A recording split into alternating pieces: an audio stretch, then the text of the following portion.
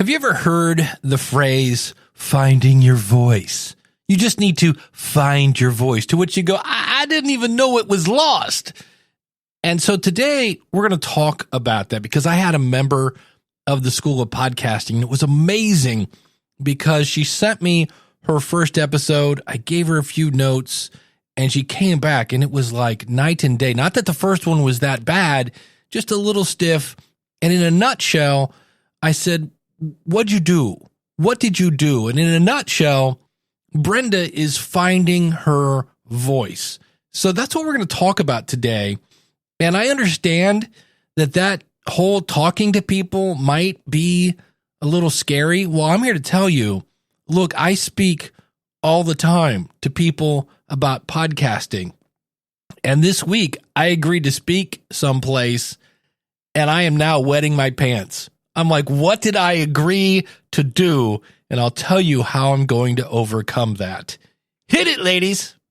The School of Podcasting with Dave Jackson.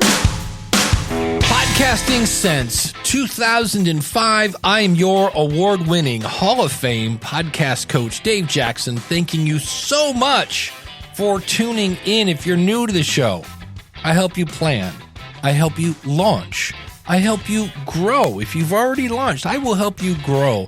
And if you want to, you can monetize your show. Keep in mind, you don't have to monetize your show. My website is schoolofpodcasting.com. And can I tell you, I'm a little jazzed. I mean, I'm always excited to talk to you, but I really think this episode has potential because it's based on, like, I don't know, life. And so what I want to talk about today is, and I think this applies to anyone, even if you've been podcasting for a while, and it's the phrase, finding your voice. Because look, let's face it, that is some serious jargon if you're new to podcasting. So what does that mean? So here are some things you can actually do to find your voice. And as with everything, and I mean everything in podcasting, starts with two things. And you have to do this. I don't mean you should.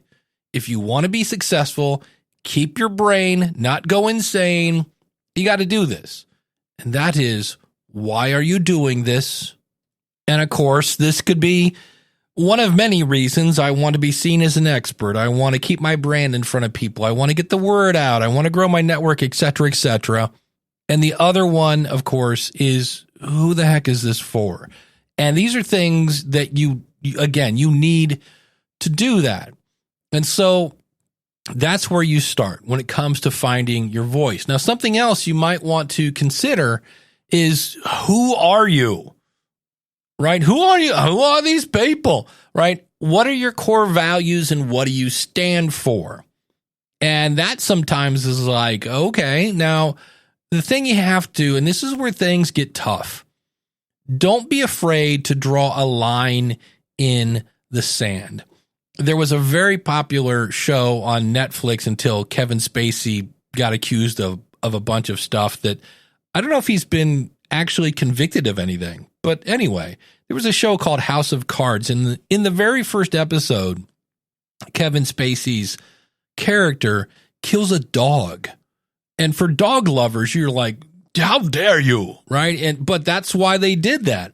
It was drawing a line in the sand because if you can't stomach this horrible act, you are not going to make it through the rest of this series. So you might as well find out who your audience is. So, be you is kind of what we're getting at. And then get confident.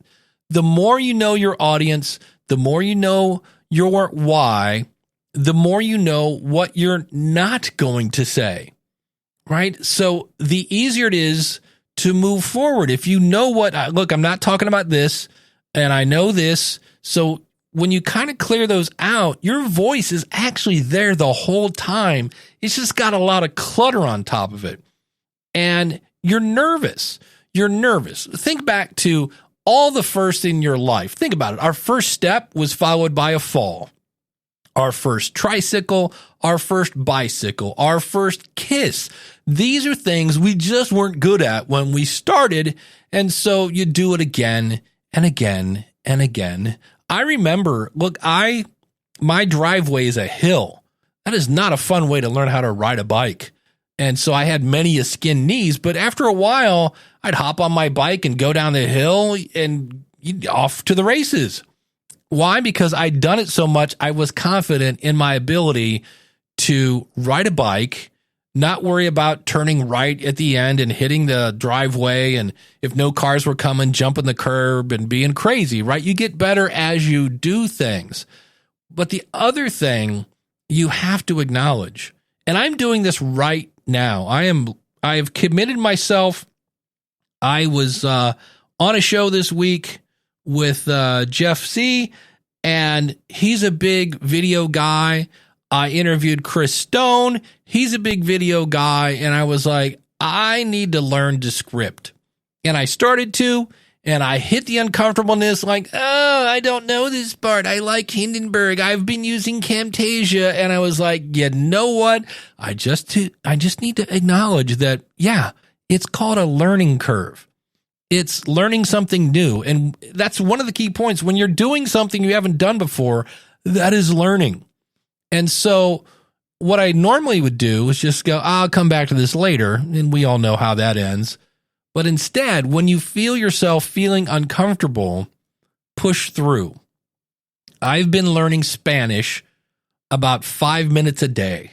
It's a very slow process, but I am noticing now that I can read things and go, oh, that is, I work in an office, and I'm getting more confident. I'm like, hey, you know what? Before I'd look at that and go, I have no idea what that means.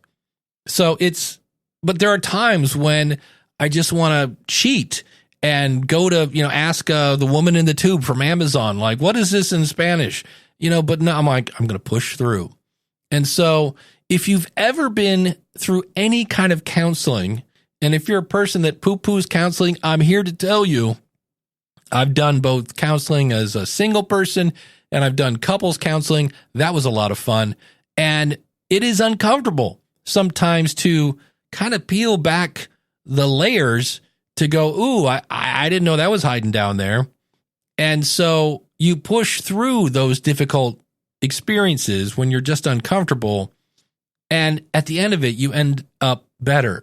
I mean, look, I don't know if ever where I've woken up and I'm like, I can't wait to get on a treadmill and sweat and, but I never regret getting off. So acknowledge that, you know what? I'm not going to like this about halfway through. And I'll give you an example. Another one, my first degree is in electronic engineering. And about halfway through my degree, I was like, you know what? I don't want to be an engineer. I wanted to be a technician. And so luckily, you can be a technician if you have an engineering degree.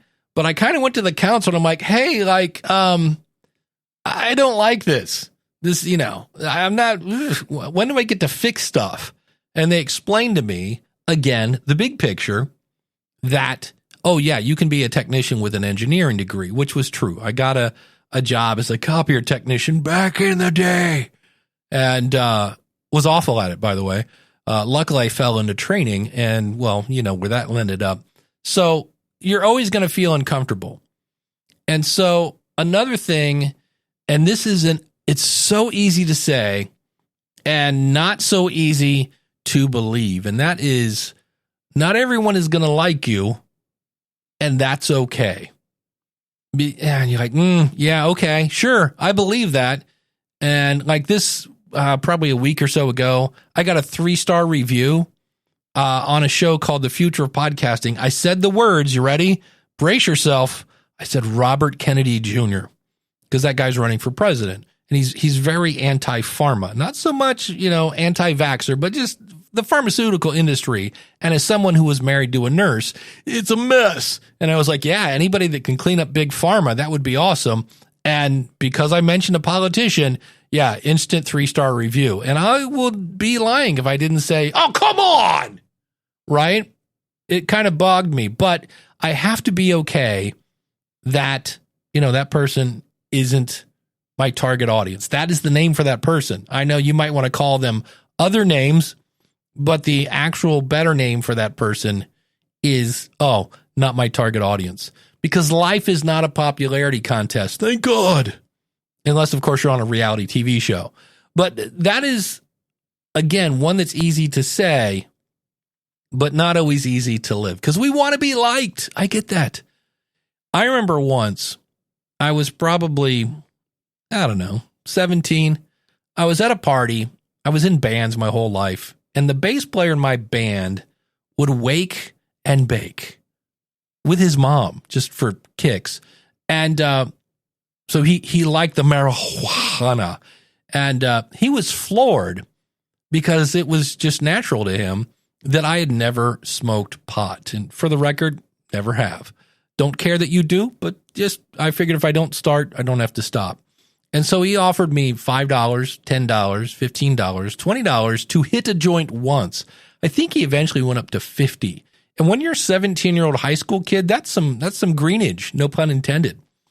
And it was very uncomfortable, as this was in a kitchen full of friends looking at me to see if I was going to cave or not. And I didn't. I was kind of upset with my friend that he put me into that situation because it was a lot of pressure. But in the end, I was kind of proud of myself. Because, again, you can't please everybody. And I kind of grew up poor. My parents and I did the best we could. I didn't have expensive shoes. My clothes were often ill-fitting thanks to those lovely unexpected growth spurts. Thanks, Mother Nature. And I just had a mantra when I would be embarrassed. I remember the one year I grew 3 inches over one summer. Like I was growing an inch a month. And to say I had flood pants, all I was missing was an arc.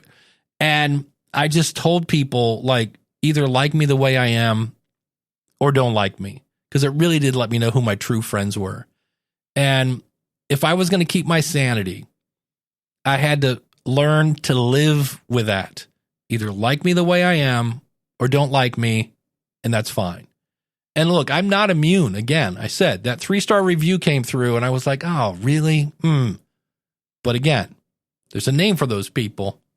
It's not my target audience.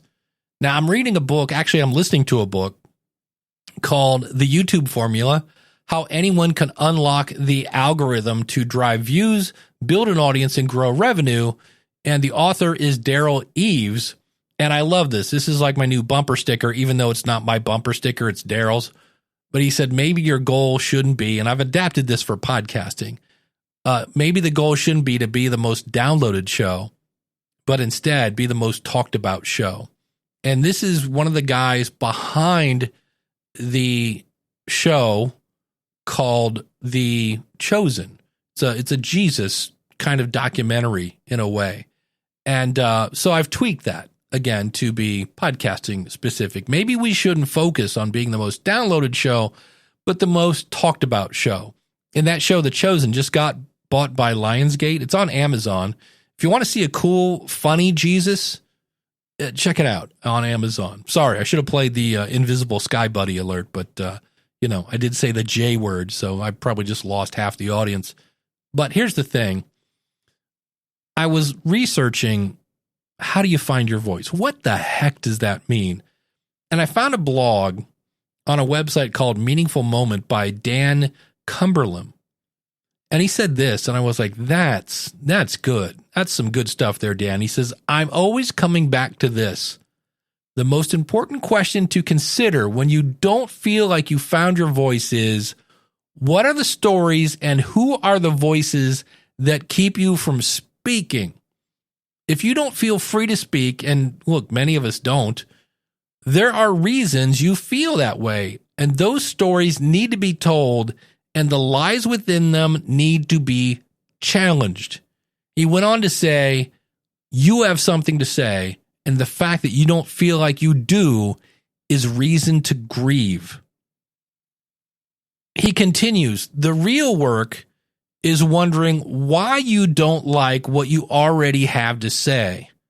The real work is letting your voice speak and to let it be good enough. The real work is letting your voice matter more than meeting the needs and expectations of everyone else, whether they are real or perceived. So, as a side note here, after finding Dan's website through Google search, I'm now a subscriber to his podcast. So, if you've ever wondered, do I need a website for my podcast? Yeah, because Dan has a new subscriber because of his website. So, do I need to have a website for my podcast? Should I write longer show notes only if you want more downloads? All right, end of side note. So, I want to introduce you to Brenda Moreau. She's amazing. She's a psychologist. And what's great about Brenda is she's unique. She has that heart of a servant. She wants to help other psychologists be more efficient in their practice. And she's been doing this a long time. She's got all sorts of papers and research that she's done. And so she sent me her first kind of attempt at her first episode. And it was impressive. Some good information in there. And we kind of went back and forth on that.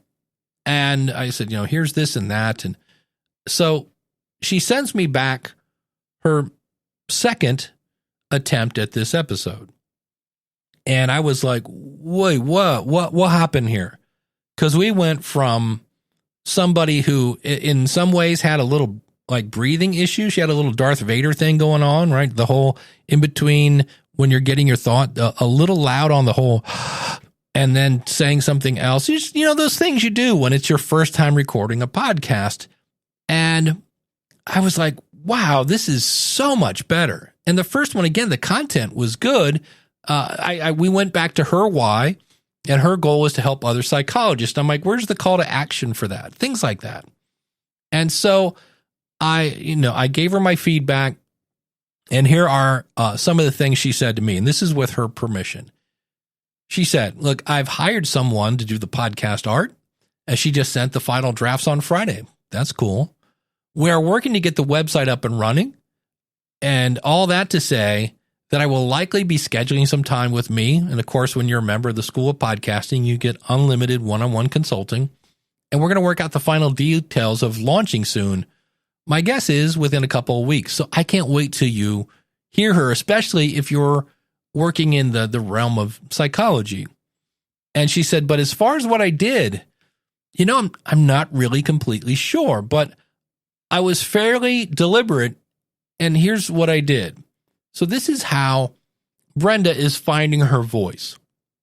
One of my very close friends listened to it. So let's stop there.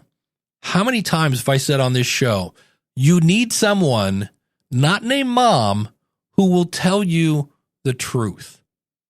And Brenda had that. And she said her friend encouraged her to be more myself. Because, she said, I'd been really worried about speaking quickly because I just thought people would be bored or want me to stop speaking quickly. But she instead was like, no, I actually want to hear a whole lot more, is what her friend said.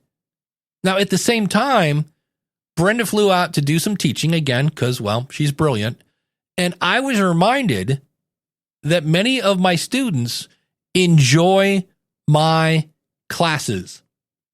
So when Brenda returned home, she said, I pretended like I was talking to my friends and my students. And this is awesome right here. Instead of some fictitious podcast listener to whom I had to prove myself. And realize you don't have to prove yourself. You have done hard things in the past. Your experiences, your mistakes, all the things that make you, you are you. You got nothing to prove. You're just here to share your wisdom, to share your skills, whatever that is, to make people laugh, cry, think, groan, educate, or entertain.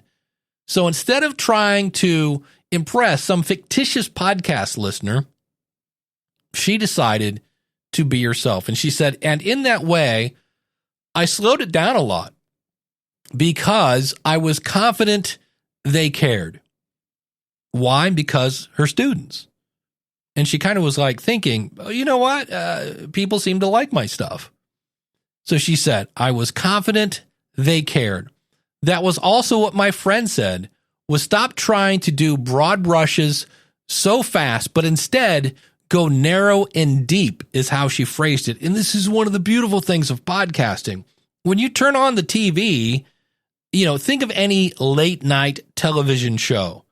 That is a very wide river that's about an inch deep.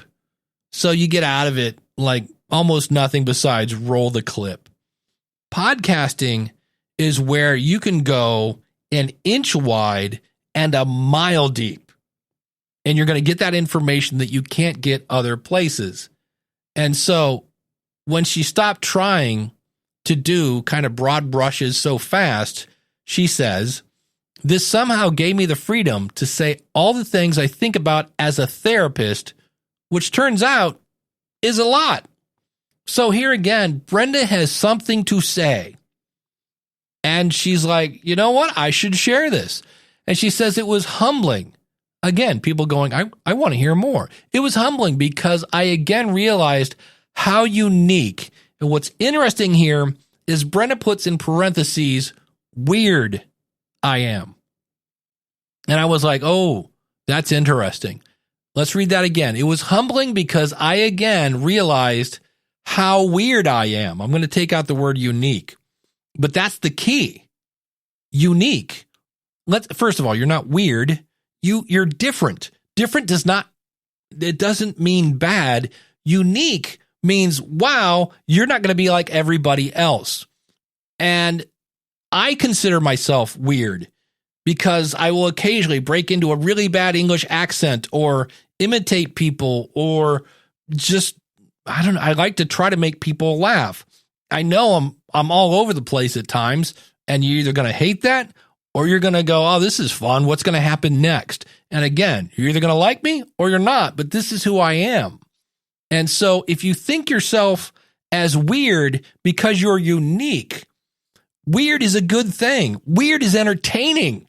Weird is not like everybody else.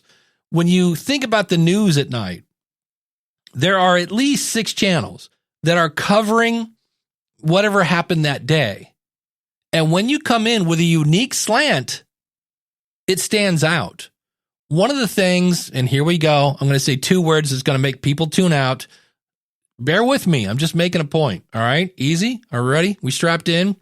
One of the reasons Joe Rogan is popular is because I just listened to Joe Rogan because I saw this on a YouTube short, talking with Jim Gaffigan.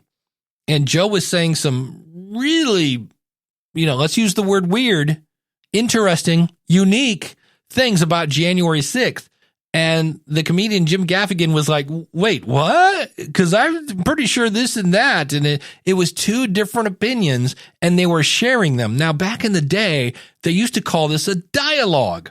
And they were having a dialogue in the wild. It was like seeing a unicorn. And I was like, yeah, that doesn't happen too often. And that might be one of the reasons why Joe Rogan is popular, is he's doing something that you can't see other places. And so, again, weird, and Brenda, for the record, I'm not saying you're weird. You are. And I'm here to tell you, quit calling yourself weird. Unique is a better description for that. And so she says, as the more I send this out to my therapist friends, the more I learn that this is not something most therapists think about as they work, which again makes it unique. When you can get people to see things that they don't normally see, that's called learning. That's called information you can't get other places. She says, it emboldened me to just start talking about all the ways I try to do great therapy. And I love this phrase, I really enjoy what I do. There's that passion. There's that passion. There's the heart of a servant. So I'm leaning into that more. I love that. Look, I really love to do this stuff. And I might be unique, but I'm going to lean into it because nobody is telling me to stop doing this, right? in the episode, and you can't hear this yet because she's still working on it, but she actually talked about her dogs, which she kind of did in the first version, but not a lot. And her friend said, you know what? You keep calling them my dogs. She said, you should introduce them to the audience. And so she did. She names them. And what's really cool, I'm not going to spoil this, but there are things that she did in great storytelling fashion that towards the end, there's a little bit like, but wait, there's more. And you go, wait, what? It's awesome. I will definitely let you know when her show goes live. Then Brenda continues, you also said something that stuck me in the last feedback round. Now, every Friday at the School of Podcasting, it's kind of a group coaching session, and it's called Lunch with Dave. It's for like half hour, 45 minutes. And she came in, and I had said that the tone she was using in her podcast was kind of NPR-esque, right? The serious Brenda. Here we are today talking about psychology and such.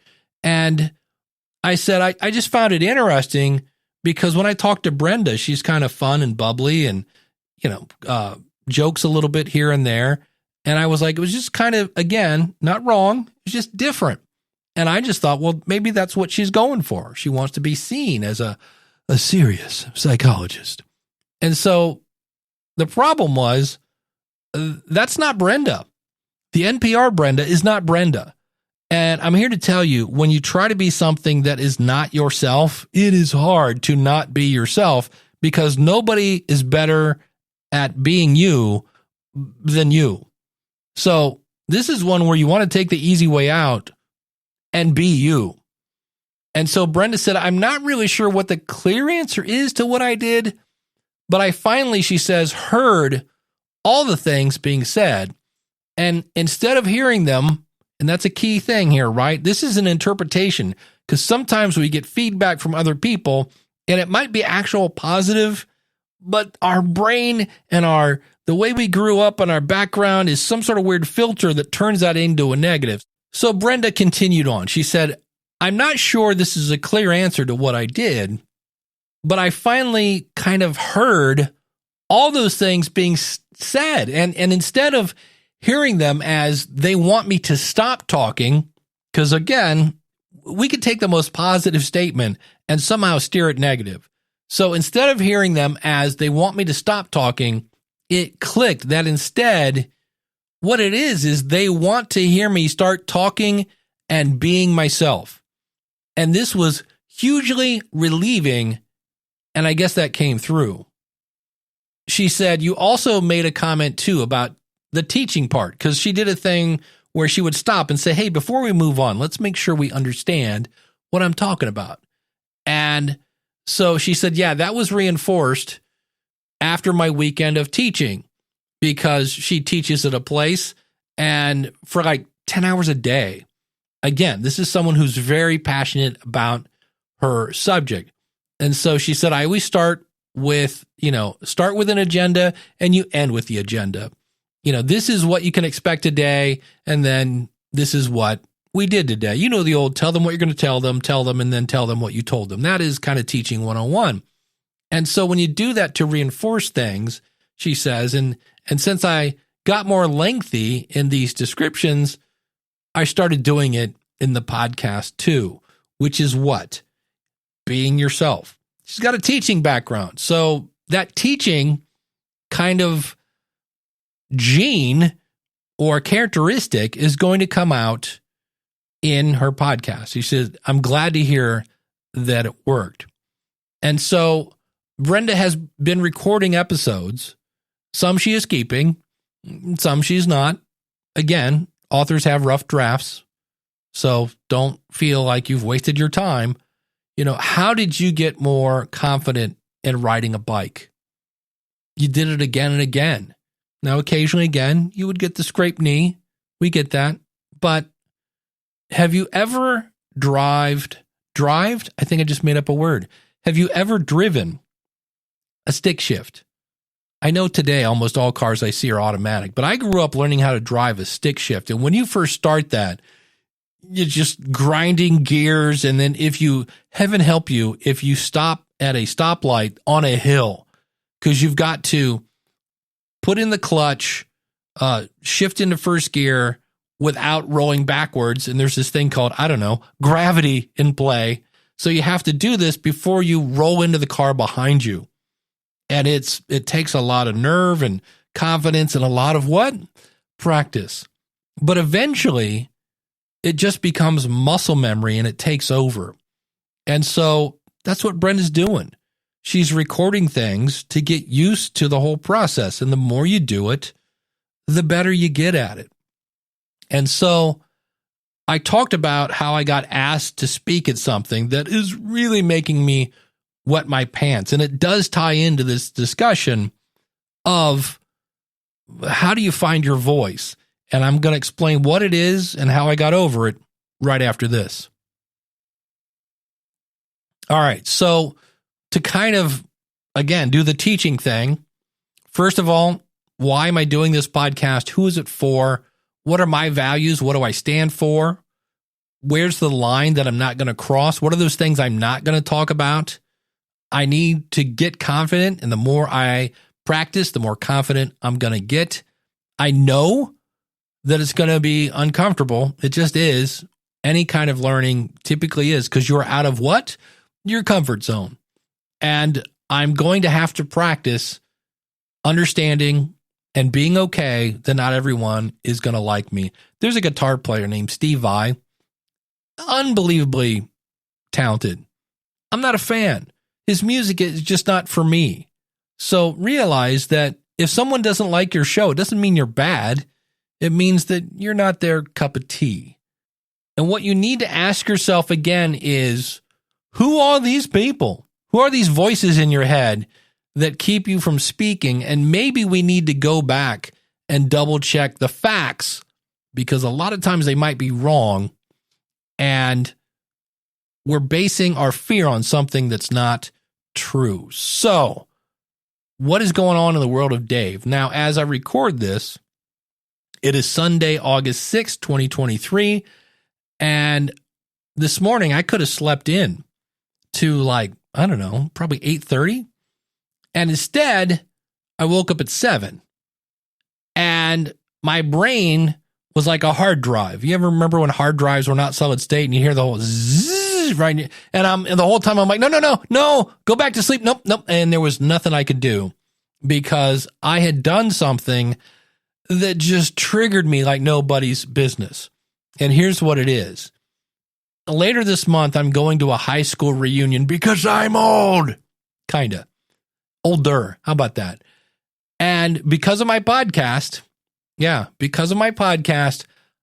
I have been asked to speak at my high school reunion. I do a podcast. It's one of my weirdest podcasts. I don't do it on a regular basis. It is my therapy in many ways. It's called Building a Better Dave. And the last reunion we had, I talked about how weird it was.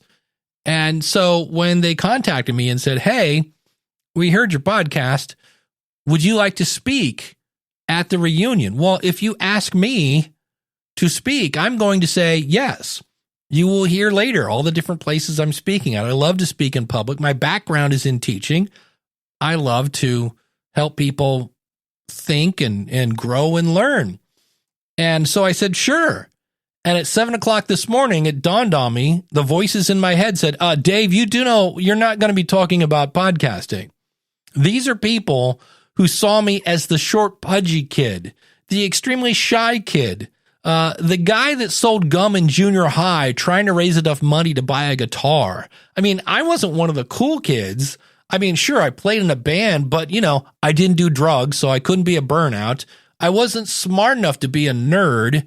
I was way too slow and short to be an athlete. I took a class in high school that enabled me to get out of the second half of the day because I needed a job. Because again, I'm trying to raise money to get that guitar. But in doing that, I had to drop all the extracurricular, those social activities like choir. And so I really felt like the Charlie in the box from Rudolph the Red-Nosed Reindeer, right? I was camping out on the island of misfit toys. I didn't fit in anywhere, or so I thought. So it's 7:00. My brain's not shutting down. And I'm like, all right. And I'm literally, to explain this, it's hard, but just my whole upper body was just tense.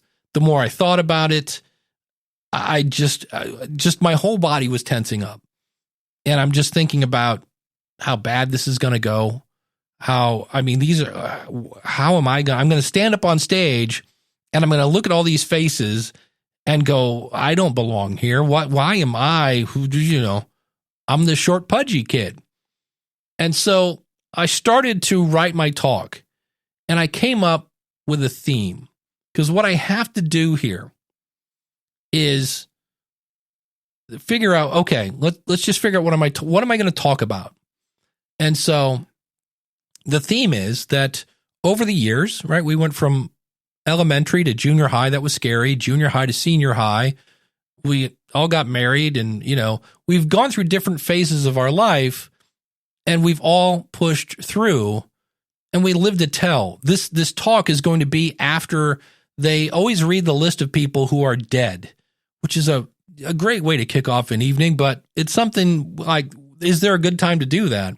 And so I'm going to follow that, and I'm going to try to make it a little lighter so we're all not depressed as we're eating our, fine dinner.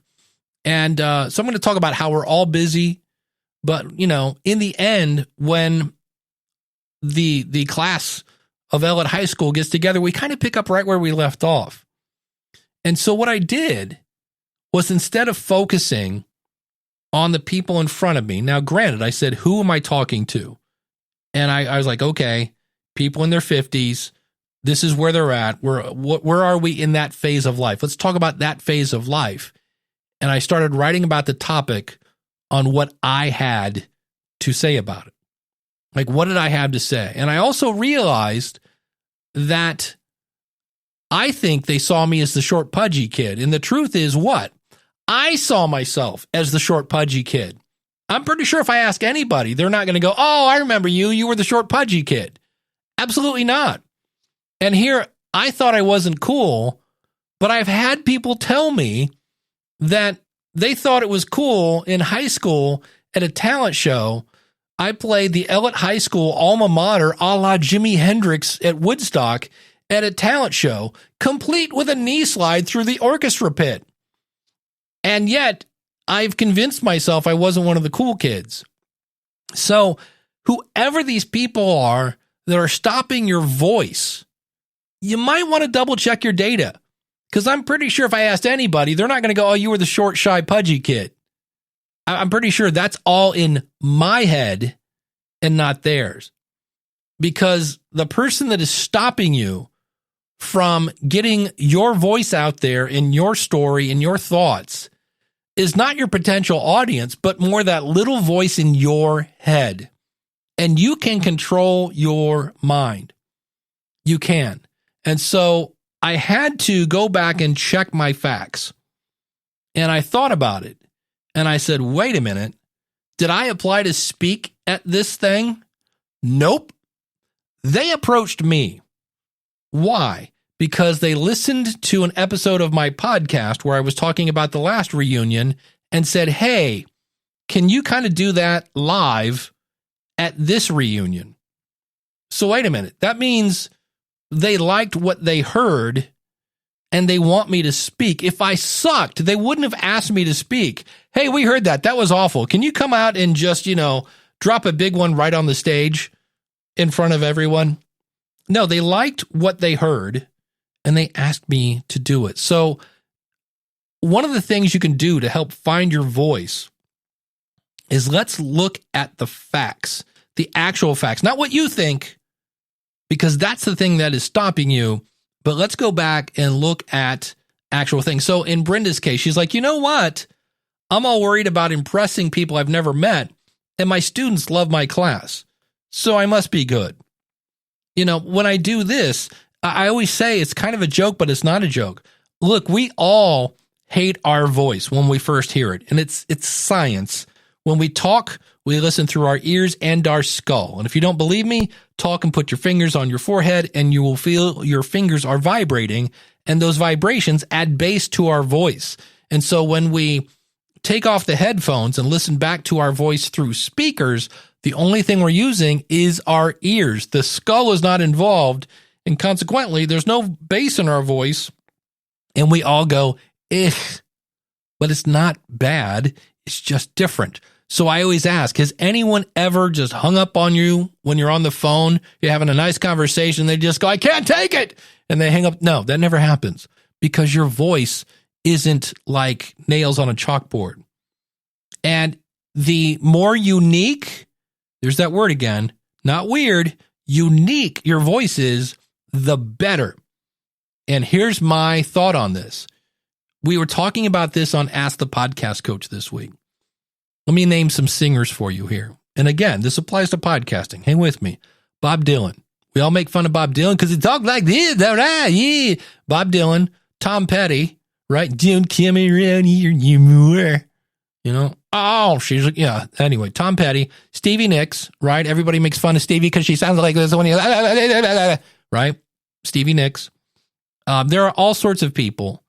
Neil Diamond kind of has a unique voice. Always everything was yeah, the chair, yeah, Axl Rose sounded like Al Jolson for those of you that have ever studied old people. But think about these people, especially let's go with Bob Dylan, Tom Petty, Stevie Nicks, Rod Stewart. Let's go Rod Stewart. There's another guy. When you hear Rod Stewart, you go, "Oh man, that's Rod Stewart." And my point is, when you have a unique, not weird voice, people recognize you instantly. Instantly. And that's a good thing because you're going to deliver value, because I'm going to show you how to figure out what your audience really wants. We're going to figure out why you're doing this. And then your voice is going to stand out.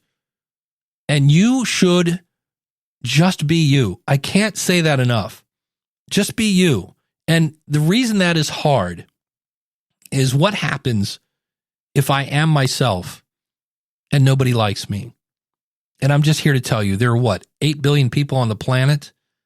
People will listen. Some people are not going to like you, and you got to be okay with that. And instead, focus on the people who do and ask them what else they want to hear. How do you find your voice? By being yourself, knowing why you're doing this, knowing who it's for, and practice. The more you do it, the quicker you will find your voice, the quicker you will feel confident, and the more you can start putting your content out there and changing your world one download at a time. I'm going to mention it now, even though it doesn't exist yet, because, hey, podcasting's time shifted. And as I record this right now, Brenda's show is going to be called the Connection Therapy Podcast. And I don't have a link for it now because it doesn't exist. But if you're listening to this later, say, I don't know, maybe September, October, do a search for that. And I will definitely come back and update the show notes for this episode to point to her website because it's going to be amazing. So how do you find your voice? Or realize it's right there. It's been with you your entire life. Your voice is there. It's just got a lot of clutter in front of it. So when we talked about choosing what you're not going to talk about and really defining who you are and your why and your who and things like that, that is what gets that clutter out of the way. And also, the other big one is that confidence. Who's going to listen to me? We've talked about imposter syndrome before. When you clear that out of the way, and that's really kind of what Brenda did today when she realized that, hey, my students say it's a good class. When I said, hey, you know what? They actually chose me to come speak at my high school reunion. That's that imposter syndrome getting out of the way. And when we get all of the mind junk out of our way, what do we find? We find our voice that's there, ready to help, ready to serve, ready to get the message out there that you are ready to spread. That's how you find your voice. And of course, there's some practice involved in getting more comfortable behind the microphone by learning how to tell a story and learning how to do a confident call to action and all the other things that we teach at the School of Podcasting. I would love to see you on the inside and see what we can do together. Remember, that comes with unlimited one-on-one consulting, as well as all the courses and a really awesome podcasting community with awesome people like Brenda. Go to schoolofpodcasting.com/listener, and I hope to see you on the inside. Until next week, take care. God bless. Class is dismissed.